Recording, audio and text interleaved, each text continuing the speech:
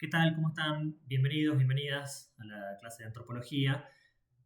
A modo de salvataje, dado que esta semana no vamos a tener las clases prácticas de los días martes, miércoles y jueves de cada comisión, ni tampoco la clase teórica de los días miércoles a la tarde. Al haber mesa de examen se suspenden las actividades, pero con la profe, nos hemos puesto de acuerdo porque vienen perdiendo muchas clases en este contexto de desfinanciamiento de la universidad y no queríamos que nos retrasemos ni dejarlos librados a su suerte. Por lo tanto, hemos decidido grabar un video que culmina este trabajo práctico número 2 en relación a las violencias en el deporte. ¿Qué es lo que vamos a hacer en esta clase que va a durar, espero, un poco menos de 40 minutos? Lo que vamos a hacer es revisar algunas fechas importantes, los temas que van incluidos en el parcial, una revisión de los conceptos fundamentales de cara al parcial para poder articularlos, mostrar su potencia, su fecundidad, sus relaciones y culminar con un ejemplo que ustedes van a tener que usar en el último punto de este trabajo práctico número 2. ¿Sí?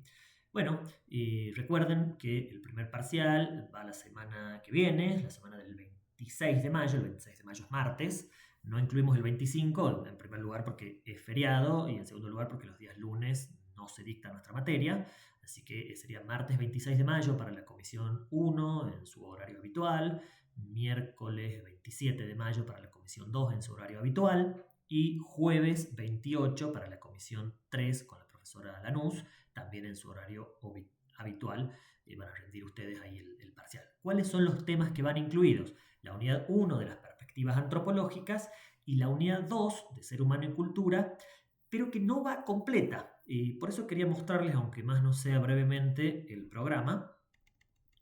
Espero que se lo esté viendo en la grabación, pero aquí en los contenidos se especifica que la unidad 1 tiene dos apartados, ¿sí? La primera relacionada más a definiciones por ahí generales, que la profe ha ido profundizando en las clases teóricas, ¿sí? y algunas distinciones, en antropología, qué es filosófica, cuándo es cultural, cuándo es social, conceptos como el de alteridad, etnocentrismo, la importancia de la antropología en relación a su formación.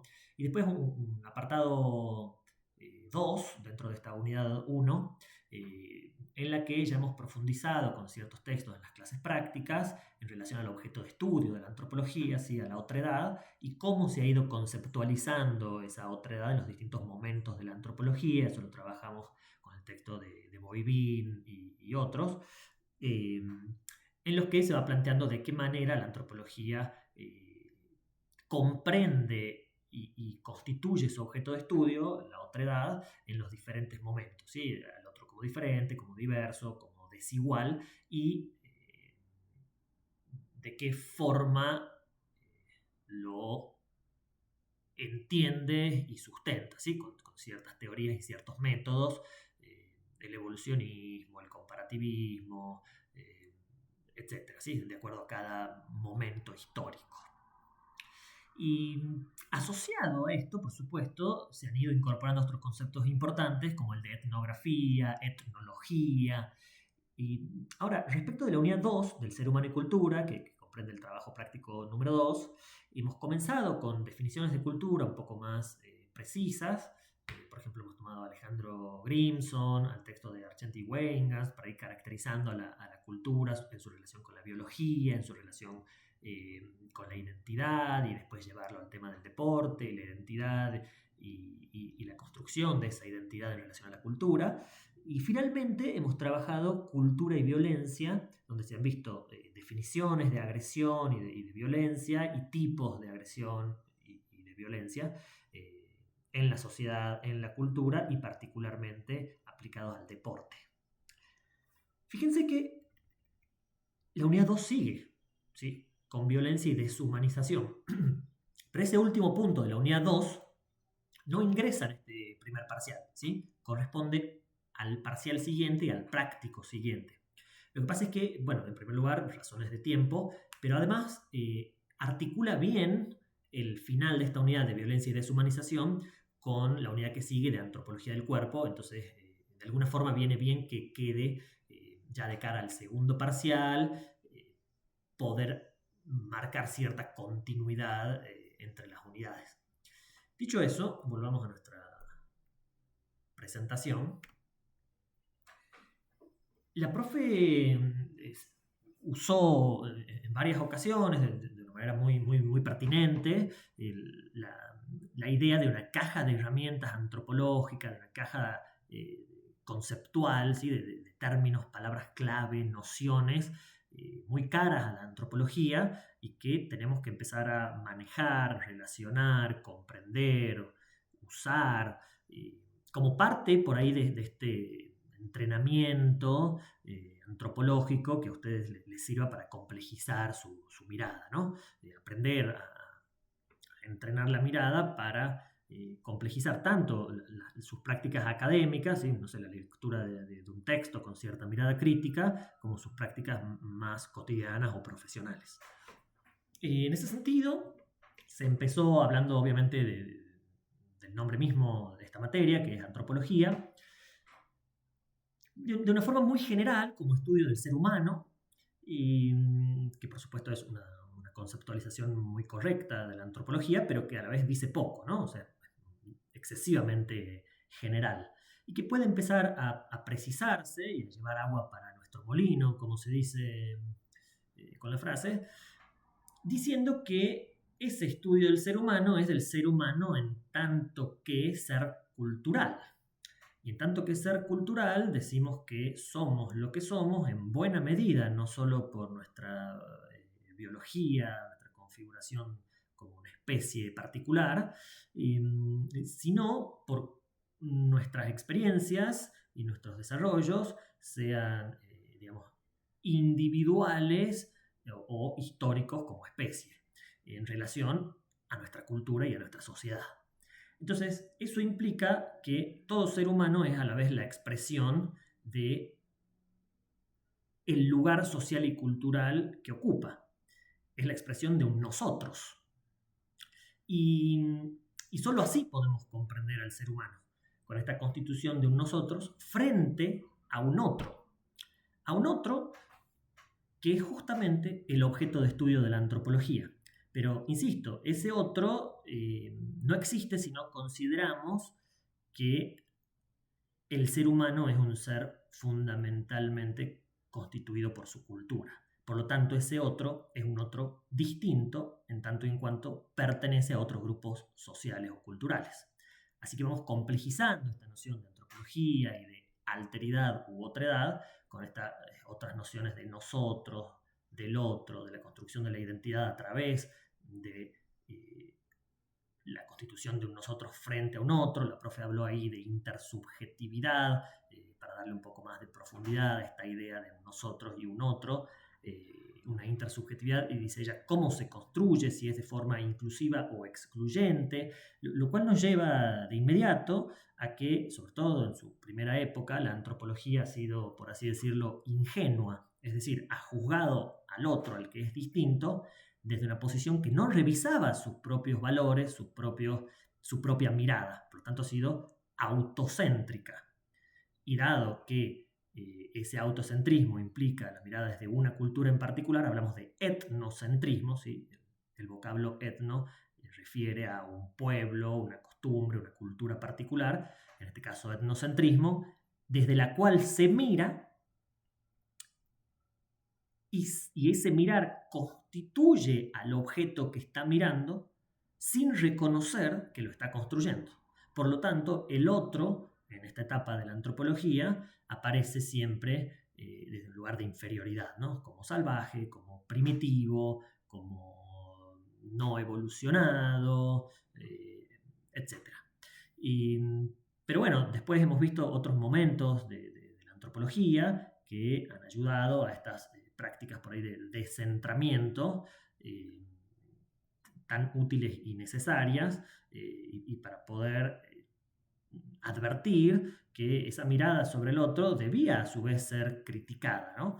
Y debiéramos ser críticos con esa mirada autocéntrica y en este caso eurocéntrica, capitalismocéntrica, tecnocéntrica, incluso podríamos decir, arriesgando un poquito más,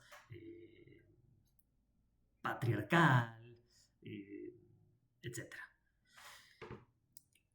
Ahora, ¿cómo hacemos eso?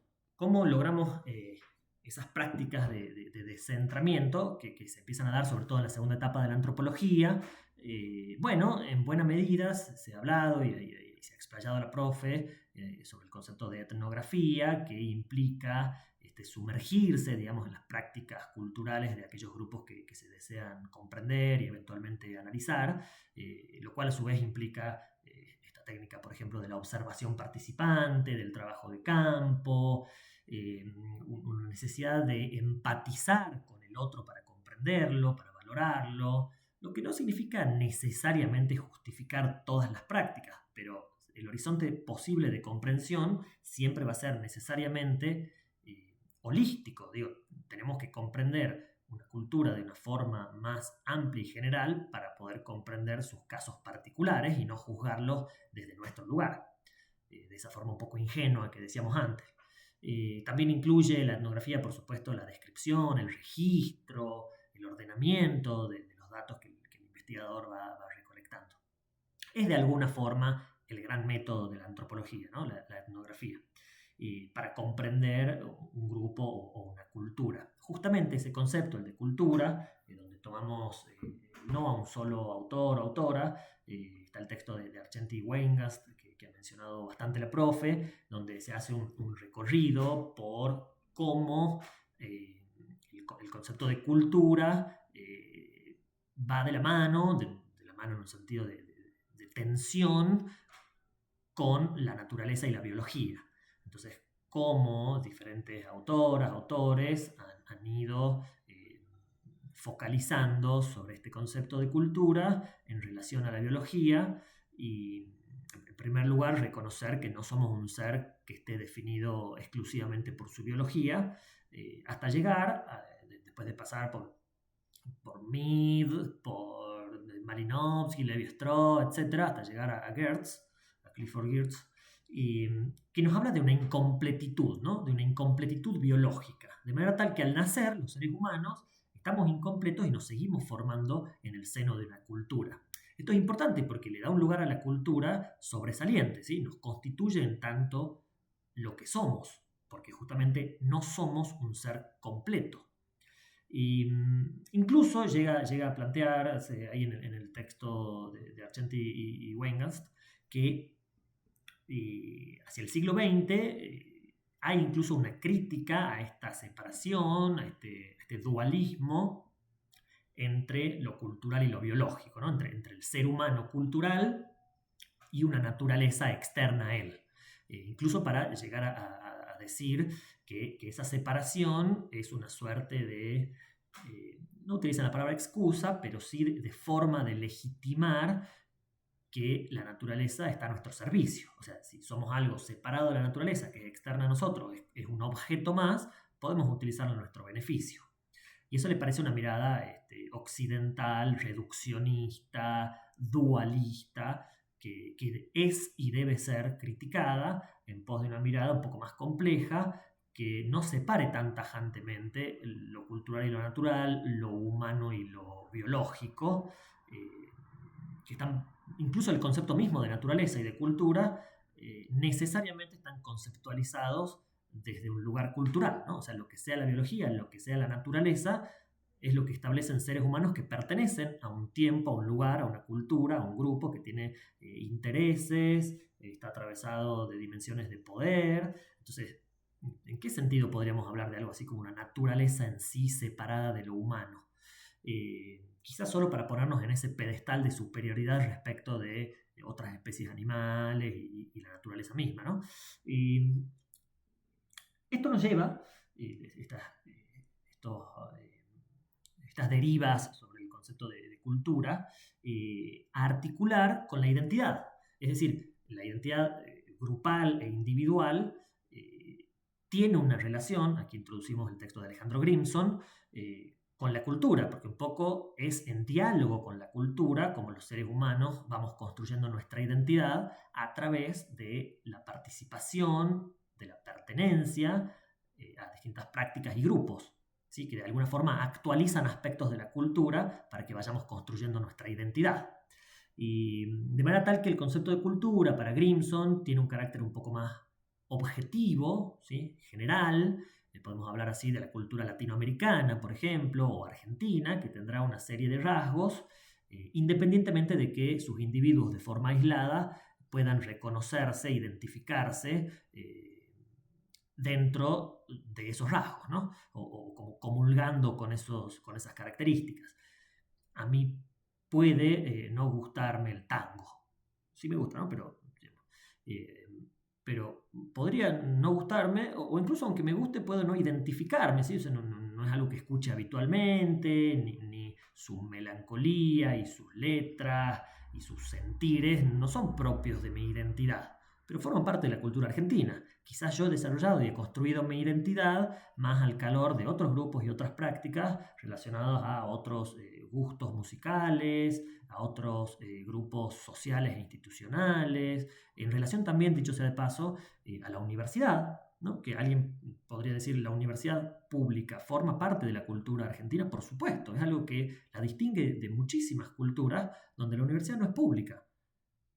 Sin embargo, hay personas de Argentina que no se identifican con lo público y en particular con la universidad, incluso llegando a criticar y a decir que no debieran tener un lugar dentro de nuestra cultura. Ahora, que lo ha tenido y que por suerte hasta ahora lo tiene, eso es indudable. Después uno puede construir una identidad que esté más o menos de acuerdo con ciertas cosas, pero forma parte de la cultura argentina, ¿no? Y que nos permite, al final de cuentas, establecer vínculos con los otros. Cuando se generan buenas relaciones de identidad, procesos de construcción de identidad, de pertenencia, que articulan bien con la cultura, tenemos una cultura más sana, más pacífica, más fecunda, más alegre. Mientras que cuando esos lazos sociales se van desvirtuando y nos vamos aislando, bueno, me parece que la cosa empeora bastante. Bueno, perdón esa deriva, pero este concepto de identidad asociado a la pertenencia, a la generación de un nosotros, también muchas veces no tiene solo estos rasgos, digamos, positivos que uno puede encontrar incluso en el deporte, ¿no? O sea, el deporte es una práctica, como se dice en el texto de Antropología del Deporte de Besnier y otros, una práctica que articula un montón de dimensiones de lo humano como ninguna otra, ¿no? O sea, dimensiones políticas, de poder, de alegrías, de sentires, de valores, de localismos y globalismos, de particularismos y, eh, y negocios más de carácter global. Todo eso está articulado en la práctica deportiva y por supuesto es una maquinaria de generación de identidad por excelencia, ¿no? O sea, ¿qué más que jugar y practicar deportes con otras personas nos hace generar un sentimiento de pertenencia y de grupalidad? Pero al mismo tiempo, llevado al extremo, como suele ocurrir, puede generar no solamente lazos de apertura hacia el otro y de reconocimiento y de empatía y de identidad y de construcción de cultura, ¿no? Sino también puede generar una suerte de enemistad con el otro, ¿no? Cuando se interpreta ese nosotros desde un lugar que repele al otro. El otro es un enemigo. El otro no se la banca como yo, como empieza a introducir el texto de Garriga. Entonces, me parece que hay que complejizar la mirada sobre el deporte. Aquí el texto de Antropología del Deporte lo que sostiene es que no puede definirse al deporte de una forma esencialista y única, porque siempre va a depender del contexto y del poder y la política, cómo definamos una práctica deportiva. Entonces no podemos decir que el deporte nace en determinada época si no lo vamos asociando a que es la época en la que se desarrolla cierta tecnología, en la que se desarrolla el capitalismo y por lo tanto la competitividad pasa a ser uno de los valores asociados al deporte y al calor de eso se generan ciertos instrumentos para medir y la noción de récord nace de ahí. Pero dicen Besnier y los otros autores en esta introducción, sin embargo, una cultura como existen, menos jerárquica y más armónica, pone como resultado ideal no el triunfo, sino el empate. Entonces, esto de la competencia ya no sería un rasgo esencial del deporte. Entonces hay que complejizar la mirada, incluyendo estas dimensiones de lo político, del poder, de lo particular, de lo global, de cómo se articula nuestra biología, interpretándose en cada caso cuando efectivamente ocurren las prácticas deportivas en un contexto determinado, pero sin lugar a duda que genera una identidad, un nosotros y correspondientemente un otro. ¿Cómo se da esto en las prácticas deportivas? Bueno, en primer lugar, se trabaja con el texto de la profesora Gillen las nociones de agresividad, de violencia y los tipos de violencia, como para ampliar la mirada y decir, bueno, violencia no es solamente la violencia física, sino también la violencia simbólica, que se manifiesta de múltiples formas y además hay relación entre una cosa y la otra, ¿no? O sea, entre el racismo, la xenofobia, la homofobia, el clasismo y ciertas violencias que después ocurren físicas, hay también una relación. Sobre esto enfoca y profundiza el texto de Garriga, de la era del aguante, un poco analizando esto que ya hemos mencionado en las clases prácticas del lugar de las barras dentro de un contexto un poco más amplio, con más elementos, de hinchadas, de policías y otros, de negocios, de periodismo, de medios, que permiten amplificar la mirada y profundizar en este entramado de violencias. Y me parece a mí que hay que recalcar un punto. Llega un cierto momento en el que estas ideas, yo diría, muy bienvenidas, de generación de identidad, de empatía, de unirnos con los otros, esta idea un poco edulcorada de que a través del deporte nos unimos y todo, no digo que no sea cierta, pero también es cierto que genera una suerte de lógica medio de enemistad con los otros, que terminan en aras de este folclore, ¿no? O sea, en el contexto de la hinchada se puede insultar y decir lo que sea, porque eso genera identidad y pertenencia y unión entre los propios, y además lo podemos celebrar, ¿no? Habla ahí el texto de Garriga de que también son violencias que se disfrutan, ¿no? Que se puede disfrutar, una dimensión humana totalmente válida esa, insisto, la de disfrutar y celebrar la vida, pero no a través de la violencia. De manera tal que esa cultura del aguante, ese folclore del fútbol termina a través de la pertenencia, de la identidad y del goce de ciertas prácticas, legitimando y habilitando otro tipo de violencias, ¿no? Que se terminan hasta normalizando. O sea, hay una relación entre cómo se configura el otro, cómo se configuran nosotros, cuál es el lenguaje violento que queda normalizado y frente al cual después ocurren violencias directamente físicas que hasta son celebradas, ¿no? O sea, te vamos a matar. De una forma u otra lo escuchamos un montón de veces en estos contextos. El otro pasa a ser nada, algo que no tiene ningún valor frente a este nosotros tan fuerte y agresivo, que termina deshumanizándonos, convengamos, si es que comprendemos a la humanidad también por sus lazos de empatía y de comprensión con el otro. Y a título final, quisiera ir a un punto extra, esto va sobre todo para la comisión 1 y 2, un punto 5, porque habíamos intentado trabajar hasta un punto 4 en nuestra clase, que les pide que elijan algún ejemplo, ¿sí? Algún ejemplo que tenga que ver con el deporte, quizás con el fútbol en particular, puede ser de hinchadas. Yo fui a ver el otro día un partido de semana de colegio y bueno, era súper violento, se decían de todo, se mataban, también el rol de las familias ahí, o sea, todo era terrible. O sea que puede ser otro ejemplo, pero yo aquí les dejo uno que me parece que es muy rico, muy interesante para ser conversado y analizado, y con eso terminaríamos la clase de hoy, ¿sí? ¿Qué es lo que les pido?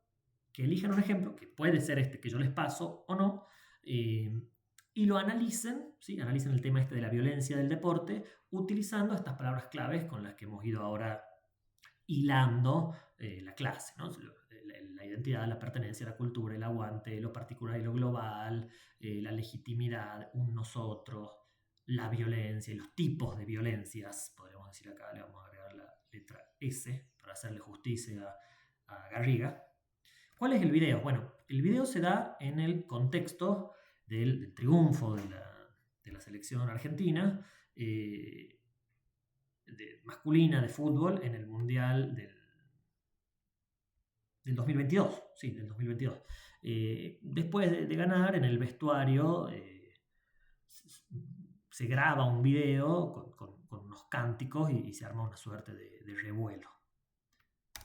Que si vos lo escuchás completo, jugadores de distintos Capital Federal. A ver qué piensan de esto. Ayer Enzo Fernández y toda la selección argentina recibió comunicados de repudio de, por ejemplo, la Federación de Fútbol Francés y jugadores de distintos equipos del mundo en repudio por un cantito que, si vos lo escuchás completo, dice así: escuchen, corran la bola. Es un cantito que cantó varias veces la hinchada argentina también en el Mundial.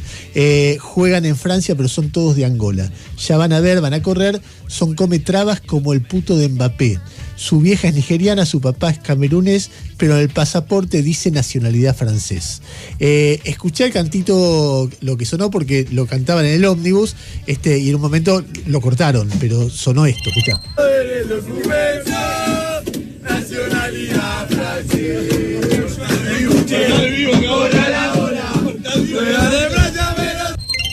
Tamara. A mí, o sea, me cuestan estas cosas del debate, que después no pasa nunca nada con esto. Digo, siempre los escucho debatir cuando hablan de las canchas y los escucho decir, yo no voy, pero que los cantos siguen son todo putos, culo roto.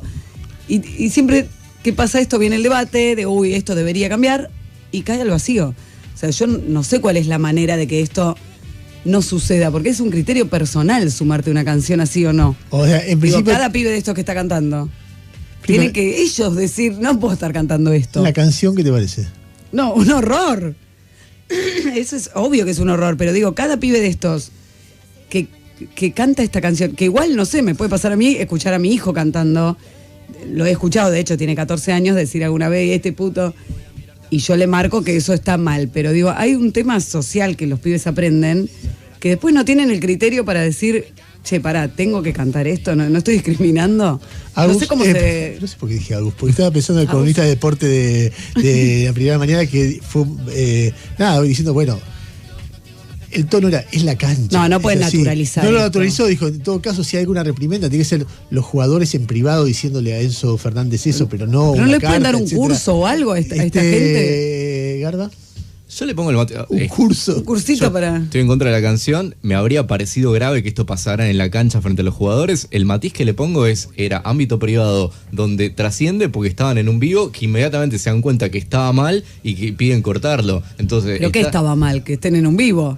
Claro. Se dan cuenta que está mal cantar eso. El matiz que yo le pongo esto no es la selección argentina cantando en la cancha y motivando a los hinchas a que canten esto. Estaban en medio de la euforia que acababan de ganar la Copa, que está mal de todos modos, sí, pero no que importa. era en un ámbito privado donde muchos podemos tener comentarios cancelables en un ámbito privado que si fueran... Yo no cantaría esta canción. Yo tampoco, pero tal vez tengo algún otro tipo de comentario que también me lo cancelarían.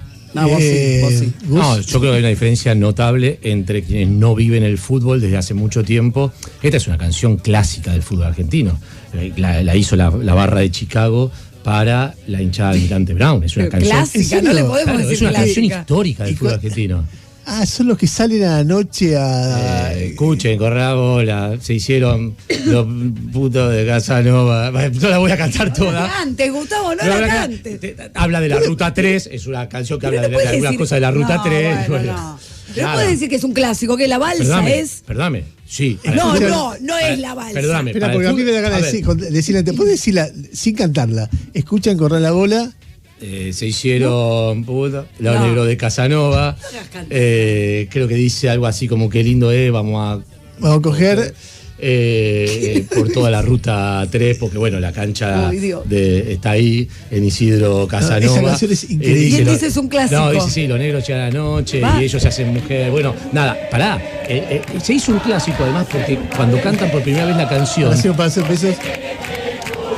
Bueno, es eso. Cuando cantan por primera vez la canción. Digo, yo digo que esté bien que está mal. Cuando cantan por primera vez la canción, ellos ponen a una travesti vestida con la camiseta de Almirante Brown en el paravalancha hace. Son monos. No, chau. Son monos. No, Yo te estoy no contando lo el contexto que se dio. Digo, yo entiendo que. No digas no está bien y no está mal. No, yo entiendo que el que no es futbolero, yo no digo que esté bien y está mal. El que no es futbolero dice. Que no lo entiende. No, lo que digo es que los jugadores de la selección tienen la memoria de aquella canción. No es que.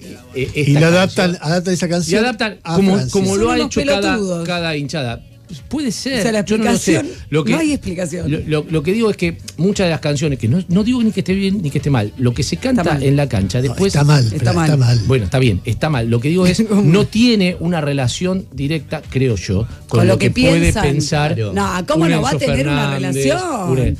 No tiene una Si vos- relación directa con eso. Me Sí tiene parece una a mí. relación. Me parece a mí. Pero vos tenés A el ver, criterio de decir, no es- canto es esta cierto, canción. No, es pero cierto ¿a vos que te hay parece que son determinadas canciones. transfóbicos, homofóbicos, Sí, xenófobos? sí, creo todo eso. Yo creo que no están pensando el peso que tiene lo que estaban cantando. Claro. No, es inocente cantar. Chau. A mí.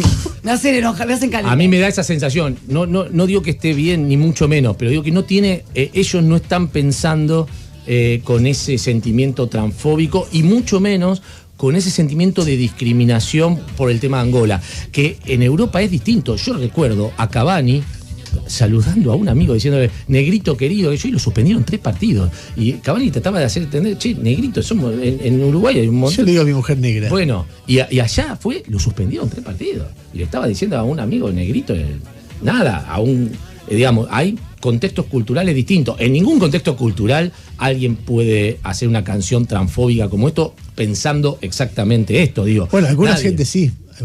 No, a mí, Bueno. ¿sabes lo que pasa? Que ponele que diga judíos, hijos de puta, no sé qué, porque juegan contra Atlanta, que de hecho pasa Sí, mucho. que de hecho pasa y se para el partido. Y se para el partido. Sí. El antisemitismo, que en un momento era mucho más o tan fuerte como el racismo, ya está visto como horrible, con lo cual casi nadie se le ocurre pasarse esa línea.